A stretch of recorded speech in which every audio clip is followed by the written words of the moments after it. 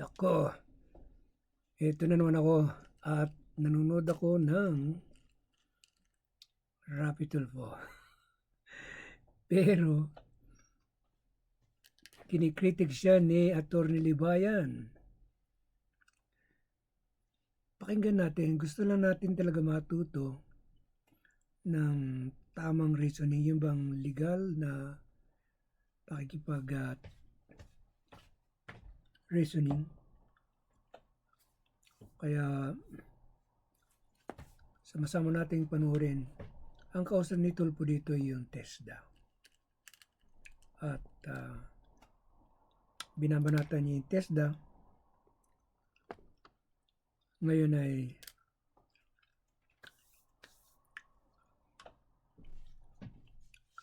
pinapaliwanag naman ni Atty. Libayan. Okay? Sige, panoorin natin pare-pareho. Kasi, kailangan mo ng experience. Minsan, nangyayari talaga, nababayaran ka ng below minimum wage. Totoo yan. Pero, ang punto ba dapat hindi ka i-allow na magtrabaho? Ang payo ko sa inyo, tanggapin nyo yung trabaho kahit below minimum wage. Magtrabaho kayo doon, tapos, ireklamo nyo sa dole. Pagkareklamo nyo sa dole, itataas nila. Itataas nila yung sahod nyo above minimum wage. Ang suggestion ko, of course, bago kayo magreklamo, siguraduhin nyo na regular employee na kayo. Pero mga kabatas natin, kung hindi nyo naman maantay na maging regular employee kayo, pwede nyong ireklamo anytime. Tapos ang mangyayari pa dyan, babayaran kayo ng back wages. Yung mga hindi binayad sa inyo dahil below minimum wage kayo, ibibigay sa inyo yon. Parang naging ipon nyo. Ganon ang utak, Rafi Tulfo. Kasi ang ginagawa mo at sinasabi mo, hindi yan pwedeng mangyari. Uutusan ng TESDA yung mga kumpanya, seryoso ka? Anli Sabaw with Lason. My goodness. Imbis na turuan mo yung mga tao kung paano ipaglaban yung sarili nila, bebebiin mo para forever silang umaasa sa'yo. O sige, wag silang magtrabaho. Saan sila kukuha ng pangkain nila? Magtrabaho kayo. Tapos ipaglaban nyo yung karapatan nyo. Huwag kayong makinig sa taong ito. Ginagamit lang kayo ni Rafi Tulfo. Tapos yung TESDA ba, pipigilan? Ano yon pag magpapatintero sila? Kapag papasok yung TESDA yung TESDA na graduate nila, haharangin nila sa pinto. Huwag kang pumasok dyan. Kasi nga below minimum wage yan.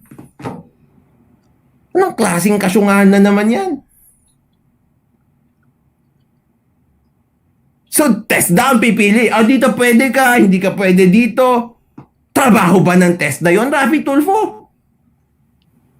Anli Sabaw na lason. Why do you allow that? Wala bang support na binibigay? Support na naman, pinag-aral ka na nga, support pa. My goodness.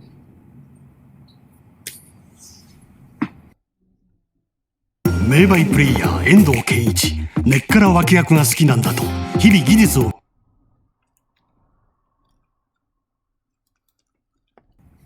Pinag-aral mo na nga. Support pa. Kayo na sinasabihan niyo po yung mga kumpanya na nagtatanggap ng graduates niyo, hindi dapat kayo nagbibigay ng below minimum wage sa mga graduates. Yung TESDA pa yung magsasabi. Yung TESDA, mga kabatas natin, eskwelahan nyo na. Vocational, nagtuturo ng vocational skills. Tapos, yung eskwelahan, pupunta doon sa mga kumpanya, Hoy! Hoy! Huwag kayo magbigay ng minimum wage. Sino ka ba? Ako si, teacher. Ako si Teacher Mark Reacts. Sasabihin niya. Tapos, Teacher Mark Reacts, bakit ako kayo nandito? Hindi, nandito lang ako kasi yung mga estudyante ko, papasok sa inyo, nagbibigay kayo ng below minimum wage. O sige, ngayon, wala. Sasabihan ko lang kayo. O sige, alis ka na. O, thank you. Umalis na. Bakit? Wala naman siyang kapangyarihan. Di ba dapat? Yung dole? Tsaka i-report nyo sa dole yan, magkakaroon sila ng on-the-spot visitation. Unannounced visitation. Kapag below minimum wage kayo, i-interviewin yung mga tao doon. Simpleng remedyo lang yan. Turuan nyo lang yung mga tao. Huwag kayong makinig dito. Mali yung sinasabi niya. Ito nga. Ronald, coming from interruption pa yan. Nag-interrupt ka pa. Okay. Okay ba yung napakinggan natin? So, ilang gusto ko ipakrinig sa inyo ngayong gabi. At tapusin na natin para makarami tayo. Okay? Basta araw-araw, magpo-post ako ng ganito.